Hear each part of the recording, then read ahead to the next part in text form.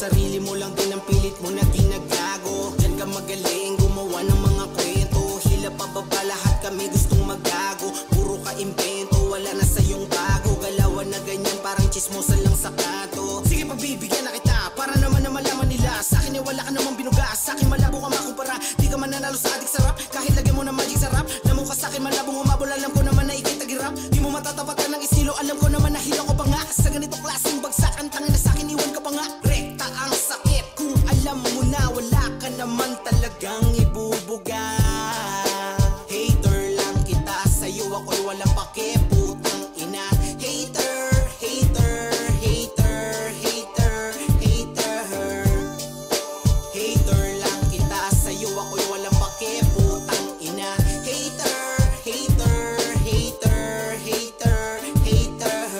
Puro kuda, puro lang pangungutya. Magsama-sama pa kayo, wala pa rin magagawa. Kahit ako lang mag-isa, kaya kayong patumbahin. Di nyo ko matatakot sa mga tirang palihim. Ikaw ang tunay na anay, kaya wag mo kong sitahin. Magaling ka na ba yan, mga fans suutuin? Kahit ano pa ang sabihin ng mga kupal mo na fans, mananatili na ako pa rin ang sa'yo mas advance. Get it?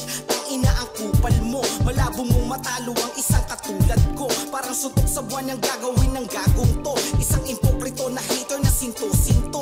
Puro chismis na ako'y mayabang daw. Close pa tayo? Paano mo nalaman? Wow, inggit ka lang siguro sa mga nagagawa ko.